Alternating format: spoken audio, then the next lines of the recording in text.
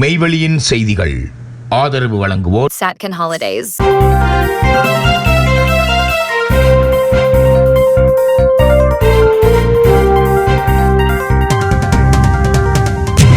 வணக்கம். மெய்வெளியின் செய்திகள் வாசித்தளிப்பவர் சுவந்தனி சிவகுமார். முதலில் இலங்கை செய்திகள்.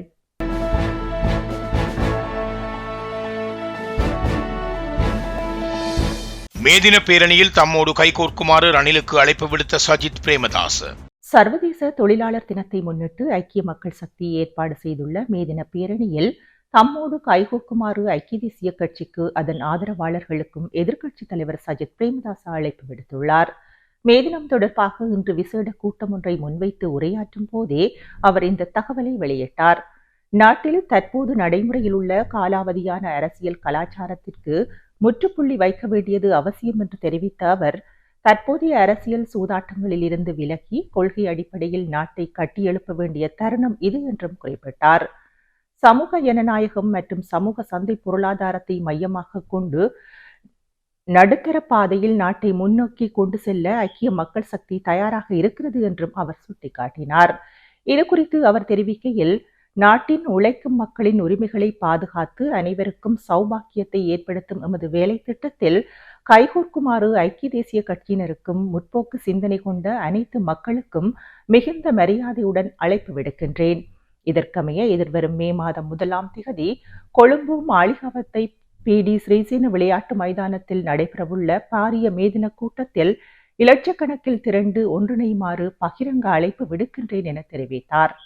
கடித தலைப்பில் உறுதிமொழி வழங்கவில்லை, தைட்டி காணி உரிமையாளர்கள் குழப்பம். கடித தலைப்பில் உறுதிமொழி வழங்கவில்லை என்றே காணி உரிமையாளர்கள் குழப்பம் விளைவித்து அளவீட்டு பணிகளுக்கு ஒத்துழைப்பு வழங்கவில்லை என அதிகாரிகள் தரப்பினர் குற்றம் சாட்டியுள்ளனர். தையிட்டி சட்டவிரோத விகாரை அமைந்துள்ள காணிகளின் அளவீட்டு பணிகள் இன்றைய தினம் செவ்வாய்க்கிழமை முன்னெடுக்கப்பட இருந்தது. அதன்போது காணி உரிமையாளர்கள் காணிகளை விடுவிக்கும் நோக்குடனேயே அளக்கின்றோம் என எழுத்தில் உறுதிமொழி வழங்க வேண்டும் என அதிகாரிகளிடம் கோரியிருந்தனர். அதற்கு இவ்வாறான உறுதிமொழிகளை அதிகாரிகளாக நாம் எழுத்தில் வழங்க முடியாது, அதற்கான அதிகாரங்கள் நம்மிடம் இல்லை என கூறியுள்ளனர். நீண்ட இழுபறியின் பின்னர் காணி அளவீட்டு பணிகளுக்காக வந்திருந்த நில அளவை திணைக்களம், தொல்லியல் திணைக்களம், புத்த சாசன அமைச்சின் அதிகாரிகள், மாவட்ட செயலர், பிரதேச செயலர் உள்ளிட்ட 7 தரப்பினரும் ஒரு கடிதத்தில் ஒப்பம் வைத்து கையெழுத்திட்டனர். அதிலும் திருத்தங்கள் தேவை என கூறி மறுபடியும் ஒரு கடிதம் எழுதி அதிலும் திருத்தங்கள் சொல்லி 3வது கடிதத்தினை ஏற்றுக்கொண்டனர். ஆனாலும் அதனை ஒரு திணைக்களத்தின் கடித தலைப்பில் எழுதி அதற்கு கீழ் 7 அதிகாரிகளும் கையெழுத்து வைக்க வேண்டும் என கோரினார்கள். நாங்கள் 7 அதிகாரிகளும் வெவ்வேறு திணைக்களத்திற்கு உரியவர்கள். ஒரு திணைக்களத்தின் கடித தலைப்பின் கீழ் 7 பேரும் ஒப்பமிட முடியாது.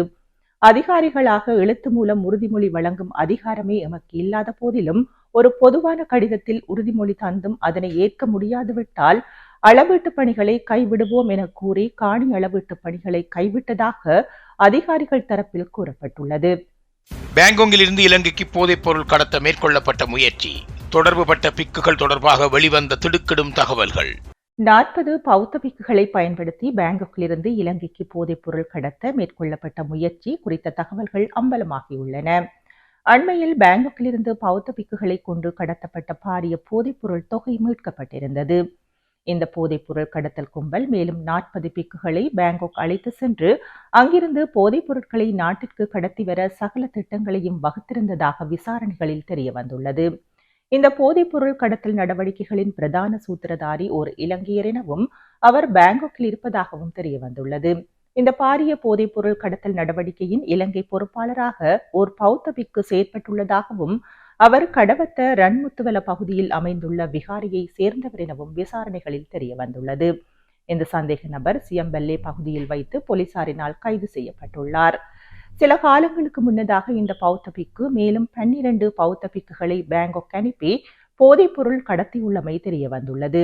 அந்த பயணத்தில் இணைந்து கொண்ட 3 பௌத்த பிக்குகள் அண்மையில் கைதான பௌத்த பிக்குகள் குழுவில் அங்கம் வகிப்பதாக தெரிவிக்கப்படுகிறது.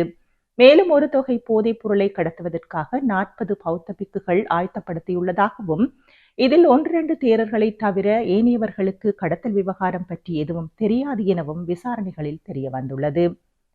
தர்ம பிரசார நடவடிக்கைகளுக்காக பௌத்த பிக்குகளை தாய்லாந்து அழைத்து செல்வதாக குறித்த கடத்தல் கும்பல் கூறியதாக தெரிவிக்கப்படுகிறது. அண்மையில் கட்டுநாயக்கா விமான நிலையத்தில் கைது செய்யப்பட்ட 22 பௌத்த பிக்குகளையும் எதிர்வரும் 7ஆம் திகதி வரையில் விளக்கமறியலில் வைக்குமாறு நீதிமன்றம் உத்தரவு பிறப்பித்துள்ளது. இந்த சம்பவம் தொடர்பில் விசாரணைகள் தொடர்ந்து முன்னெடுக்கப்பட்டு வருவதாக போலீஸ் வட்டார தகவல்கள் தெரிவிக்கின்றன. பிக்குகள் வெளிநாடு செல்வதற்கு மகாநாயக்க தேரர்களின் அனுமதியை பெறும் நடைமுறையை மீண்டும் நடைமுறைப்படுத்த மகாநாயக்க தேரர்கள் கோரிக்கை. கட்டுநாயக்கா வானூர்தி நிலையத்தில் 110 கோடி ரூபாவிற்கும் அதிக பெறுமதியுள்ள போதைப் பொருட்களுடன் 22 பிக்குகள் கைது செய்யப்பட்ட சம்பவத்தை தொடர்ந்து பிக்குகளின் வெளிநாட்டு பயணங்களுக்கான கட்டுப்பாடுகளை மீண்டும் அமல்படுத்துமாறு அரசாங்கத்திடம் கோரிக்கை விடுக்கப்பட்டுள்ளது. கைது செய்யப்பட்ட பிக்குகள் குழுவினர் மகாநாயக்க தேரர்களின் எந்தவித உத்தியோகபூர்வ அனுமதியுமின்றி தாய்லாந்திற்கு சென்றுள்ளமை விசாரணைகளில் தெரியவந்துள்ளது. இதற்கு முன்னர் பிக்குகள் வெளிநாடு செல்வதற்கு மகாநாயக்க தேரர்களின் எழுத்து மூல அனுமதி கட்டாயமாக்கப்பட்டிருந்தது. எனினும் அந்த நடைமுறையை அரசாங்கம் அண்மையில் நீக்கியிருந்தது. இந்த சட்ட தளர்வே இவ்வாறான பாரிய முறைகேடுகள் மற்றும் போதைப்பொருள் கடத்தலுக்கு வழிவகுத்துள்ளதாக பௌத்த மத தலைவர்கள் சுட்டிக்காட்டியுள்ளனர். இதுகுறித்து கருத்து தெரிவித்த பௌத்த விகார ஆணையாளர் நாயகம் காமினி சேனாரத்ன, பிக்குகள் வெளிநாடு செல்வதற்கு மகாநாயக்க தேரர்களின் அனுமதியை பெறும் நடைமுறையை தற்காலிகமாகவே நிறுத்தி வைக்கப்பட்டிருந்தது. குறித்த கட்டுப்பாட்டு முறையை மீண்டும் உடனடியாக நடைமுறைப்படுத்துமாறு மகாநாயக்க தேரர்கள் கோரிக்கை விடுத்துள்ளனர். இந்த கோரிக்கையை வெளிவிவகார அமைச்சுக்கு உத்தியோகபூர்வமாக அறிவித்துள்ளோம் என தெரிவித்துள்ளார். இதேவேளை சம்பவத்தில் கைது செய்யப்பட்ட 22 பிக்குகளையும் 7 நாட்கள் தடுத்து வைத்து விசாரணை செய்ய நீர்கொழும்பு நீதவான் நீதிமன்றம் அனுமதி வழங்கியுள்ளது. அத்துடன் இந்த கடத்தல் குழுவை வழிநடத்தியதாக கருதப்படுகின்ற பிரதான பிக்கு கம்பகா மிககம் உள்ள பகுதியில் வைத்து காவல்துறை போதைப்பொருள் ஒழிப்பு பிரிவினரால் கைது செய்யப்பட்டுள்ளார். எனினும் அவர் விசாரணைகளுக்கு உரிய முறையில் ஒத்துழைக்க மறுத்து வருவதாக தெரிவிக்கப்படுகிறது. தமிழக கடற்தொழிலாளர்களால் தாக்கப்பட்ட மயிலிட்டியைச் சேர்ந்த ஈழத்தமிழ் தொழிலாளி வைத்தியசாலையில் அனுமதி. யாழ்ப்பாணத்தை சேர்ந்த கடற்தொழிலாளர் ஒருவரை தமிழக கடற்தொழிலாளர்கள் கடுமையாக தாக்கி தமிழகத்திற்கு கடத்திச் சென்ற நிலையில் தமிழக கடலோர காவல் படையினரால் குறித்த கடற்தொழிலாளி மீட்கப்பட்டு வைத்தியசாலையில் அனுமதிக்கப்பட்டுள்ளார். யாழ்ப்பாணம் மயிலிட்டி பகுதியை சேர்ந்த 3 கடற்தொழிலாளர்கள் பலாலி வடக்கிலிருந்து சுமார் 15 கடல் மைல் தூரத்தில் கடற்தொழிலில் ஈடுபட்டிருந்த வேளை அப்பகுதிக்கு வந்த தமிழக கடற்தொழிலாளர்கள் அவர்களுடன் முரண்பட்டு தாக்குதல் நடத்தியுள்ளனர். அதில் 2 படகுடன் தப்பி மீண்டு வந்த நிலையில் ஒருவரை தமிழக கடற்தொழிலாளர்கள் பிடித்து தமது படகில் ஏற்றி மூர்க்கத்தனமாக தாக்குதல் நடாத்தி அவரை தமிழகம் நாகப்பட்டினம் பகுதிக்கு கடத்தி சென்றுள்ளனர். அங்கு கீழையூர் போலீசார் யாழ்ப்பாணம் கடற்தொழிலாளரை மீட்ட நிலையில் தாக்குதலுக்கு இலக்காகி முகம் உள்ளிட்ட பகுதிகளில் பலத்த காயங்கள் காணப்பட்டமையால் நாகப்பட்டினம் அரசு மருத்துவக் கல்லூரியில் அனுமதித்துள்ளனர். அதேவேளை ஆட்காட்டுத்துறைக்கு தென்கிழக்கு பகுதியாக 9 கடல் மைல் தூரத்தில் தாம் கடற்தொழிலில் ஈடுபட்டிருந்த வேளை ஃபைவர் படகில் வந்த 3 தமது வலைகளை அறுத்து அட்டகாசம் புரிந்ததாகவும் அவர்களை தாம் மடக்கி பிடிக்க முற்பட்ட வேளை 2 படகுடன் தப்பிச் சென்ற நிலையில் படகில் வந்த ஒருவரை தாம் மடக்கி பிடித்து தமது படகில் ஏற்றி நாகப்பட்டினத்திற்கு கொண்டு வந்ததாகவும் தமிழக கடற்தொழிலாளர்கள் கூறியுள்ளனர். விடுதலை கனவை ஒரே பாடலில் உலகறிய வைத்த பாசறைப்பாணர் தேனிசை செல்லப்பா காலமானார். ஈழத்தமிழர்களின் விடுதலை கனலை மூட்டிய புரட்சி பாடகர் தேனிசை செல்லப்பா இன்று காலமானார். ஈழ விடுதலை போராட்ட பாடல்கள் மற்றும் உணர்ச்சி பூர்வமான பாடல்களை பாடுவதில் புகழ்பெற்ற தமிழ் பாடகராக அறியப்படும் இவர் திருநெல்வேலி மாவட்டம் சிங்கிலிப்பட்டி கிராமத்தில் 1941 ஏப்ரல் 21ஆம் தேதி பிறந்தார். ஈழ விடுதலை எழுச்சி, தமிழர் தாயகம், வீரத்தின் வேர்கள் போன்ற பல இசை ஆல்பங்களை அவர் வெளியிட்டுள்ளார். இலங்கை மக்களுக்காக எழுதப்பட்ட பாடல்கள் ஈழத்தமிழர்களின் போராட்ட உணர்வுகளை தனது குரல் மூலம் வெளிப்படுத்திய அவர் திருநெல்வேலி மாவட்டம் சிங்கிலிப்பட்டியில் நடைபெற்ற ஒரு போராட்ட மேடையில் பாடல் கச்சேரி நடத்த சீபா ஆதித்தனார் விரும்பினார். அந்த நிகழ்ச்சிக்காக மற்ற பாடகர்கள் யாரும் வராத நிலையில் தேனிசை செல்லப்பா மட்டும் கலந்து கொண்டதால் அவர் மேடையேற்றப்பட்டார். அவரது பாடல்கள் சீபா ஆதித்தனாருக்கு மிகவும் பிடித்ததால் அவரை தனது அரசியல் பிரச்சாரத்திற்காக நியமித்து கட்சி அலுவலகத்திலேயே தங்க வைத்தார். அங்கிருந்தபடியே கட்சி மேடைகளிலும் திராவிடக் கழக மேடைகளிலும் செல்லப்பா பாடிக்கொண்டிருந்தார். அந்த காலகட்டத்தில் இலங்கையில் 1964 அக்டோபர் 30ஆம் தேதி ஏற்பட்ட ஸ்ரீமாவோ பண்டாரநாயக்கா ஒப்பந்தத்தின் அடிப்படையில் மலையக மக்களை வெளியேற்றும் நடவடிக்கைக்காக சுமார் 5 லட்சம் மலையக தமிழர்கள் இந்தியாவிற்கு அனுப்பப்பட்டனர். அந்த சூழ்நிலையை முன்னிட்டு AL நாராயணன் எழுதிய தேனிசை செல்லப்பா குரலில் வெளியான பாடல் மக்களால் அதிகம் பேசப்பட்டது. திராவிட இயக்க மேடைகளில் பாடிக்கொண்டிருந்த செல்லப்பாவின் குரலும் பாவமும் பலரை கவர்ந்தன. அவற்றில் ஒருவர் பேபி சுப்பிரமணியம். அவர் ஈழத்திலிருந்து வந்து சென்னையில் தங்கியிருந்த விடுதலை புலிகளின் செய்தி தொடர்பாளர் மூலமாக செல்லப்பாவை ஈழப் புரட்சிகர பாடல்களை பாடச் செய்தார். 1990ஆம் ஆண்டு அவர் ஈழத்திற்கு அழைக்கப்பட்டார். யாழ் கோட்டை மைதானத்தில் 5 லட்சம் மக்கள் முன்னிலையில் அவரது கச்சேரி நடைபெற்றது. இதனைத் தொடர்ந்து மட்டக்களப்பு உட்பட 8 மாவட்டங்களில் அவரது கச்சேரிகள் சிறப்பாக நடைபெற்றன. கவிஞர் காசி ஆனந்தன், கவிஞர் புதுவை ரத்தினதுரை உள்ளிட்ட பல கவிஞர்கள் எழுதிய பாடல்களை அவர் பாடியுள்ளார். செய்திகளில் இனி வருவன இந்திய செய்திகள். Discover the magic of Sri Lanka with Satkin Holidays.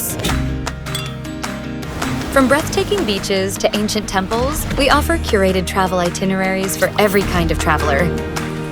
Our experts design the perfect journey, tailored to your needs and interests, ensuring you make the most of your time in Sri Lanka. Experience Sri Lanka's vibrant culture, pristine nature, and world-class hospitality with Satkin Holidays. Book your unforgettable adventure today with Satkin Holidays.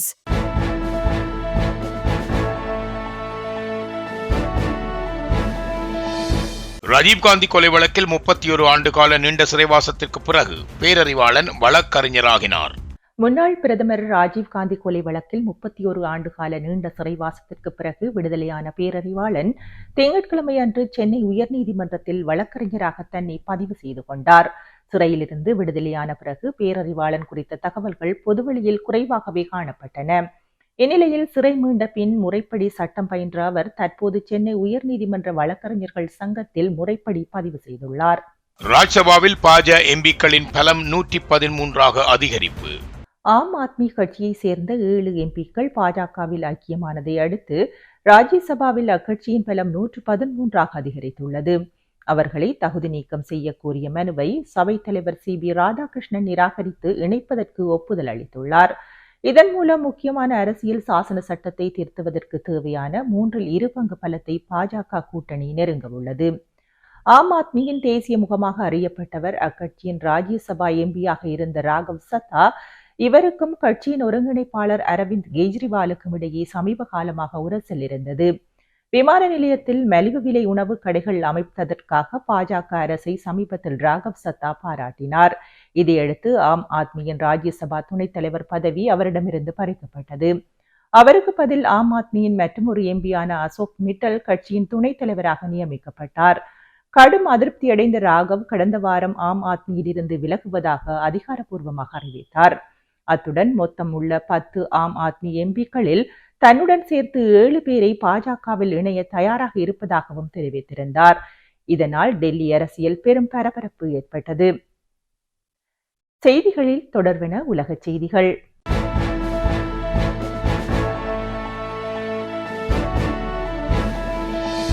அமெரிக்காவால் இனி கொள்கையை திணிக்க முடியாது, Iran தெரிவிப்பு. Hormuz ஜலசந்தியை மீண்டும் திறப்பது குறித்த பேச்சுவார்த்தைகள் தொடரும் நிலையில் மற்ற நாடுகளுக்கு அமெரிக்காவால் இனி கட்டளையிட முடியாது என ஈரான் கூறியுள்ளது. சுதந்திர நாடுகளுக்கு தனது கொள்கையை ஆணையிடும் நிலையில் அமெரிக்கா இனி இல்லை என பாதுகாப்பு அமைச்சகத்தின் செய்தி தொடர்பாளர் டெசா தலாயி நிக் கூறியதாக அரசு தொலைக்காட்சி தெரிவித்துள்ளது.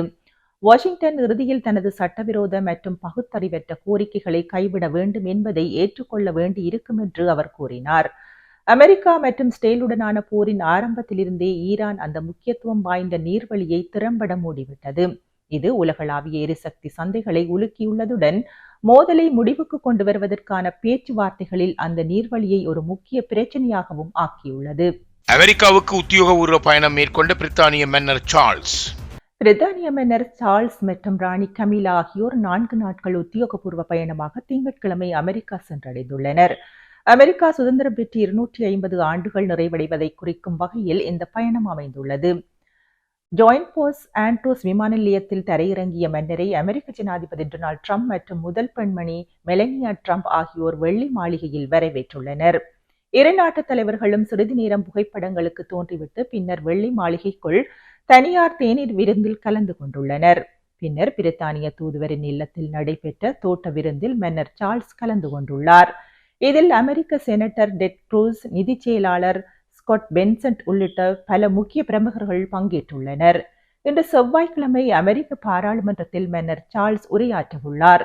சுமார் 20 நிமிடங்கள் நீடிக்கவுள்ள இந்த உரையில் கடந்த 250 ஆண்டுகளில் இரு நாடுகளுக்கும் இடையே கருத்து வேறுபாடுகள் இருந்த போதிலும் முக்கியமான தருணங்களில் இரு நாடுகளும் ஒன்றிணைந்துள்ளமையை அவர் சுட்டிக்காட்டுவார். பிரித்தானியா அமெரிக்கா இடையிலான உறவை மனித வரலாற்றின் மிகச் சிறந்த கூட்டணிகளில் ஒன்று என அவர் வர்ணிப்பார் என எதிர்பார்க்கப்படுகிறது. ஜனாதிபதி ட்ரம்ப் மன்னர் சார்ல்ஸை ஒரு சிறந்த மனிதர் என புகழ்ந்தாலும் பிரித்தானிய பிரதமர் கீர் ஸ்டாமரின் அரசாங்கத்துடன் சில மோதல்களை கொண்டுள்ளார்.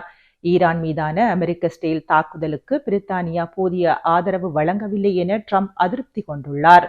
பிரித்தானியாவுக்கு அழுத்தம் கொடுக்கும் வகையில் போக்லாந்து தீவுகள் விவகாரத்தில் அமெரிக்கா தனது நிலைப்பாட்டை மாற்றிக்கொள்ளக்கூடும் என பென்டகன் மின்னஞ்சல் ஒன்று கசிந்துள்ளமை உறவில் மேலும் விரிசலை ஏற்படுத்தியுள்ளது. செப்டம்பர் 11 தாக்குதலில் 25வது ஆண்டு நினைவை முன்னிட்டு உயிரிழந்தவர்களுக்கு அஞ்சலி செலுத்த உள்ளனர். வெர்ஜீனியாவில் சுற்றுச்சூழல் பாதுகாப்பு தொடர்பான பணிகளில் ஈடுபடுவோரை சந்தித்து மன்னர் கலந்துரையாட உள்ளார். சனிக்கிழமை வாஷிங்டனில் இடம்பெற்ற துப்பாக்கிச் சூடு சம்பவத்தை தொடர்ந்து பலத்த பாதுகாப்புக்கு மத்தியில் இந்த பயணம் நடைபெற்று வருகிறது. 1956ஆம் ஆண்டு சுயஸ் கால்வாய் நெருக்கடிக்கு பின்னர் இரு நாடுகளுக்கும் இடையிலான உறவு மிகவும் மோசமடைந்துள்ள நிலையில் மன்னர் இந்த பயணம் ஒரு முக்கிய திருப்பமாக பார்க்கப்படுகிறது. இத்துடன் மெய்வெளியின் செய்திகள் நிறைவு பெற்றன. தொடர்ந்து மெய்வெளியின் மேலதிக செய்திகளை பார்வையிட www.மெய்வெளி.com என்னும் இணையதளத்தை பார்வையிடுங்கள். மேலும் மெய்வெளி ஆப்பையும் பதிவிறக்கம் செய்து கொள்ளுங்கள். வணக்கம்.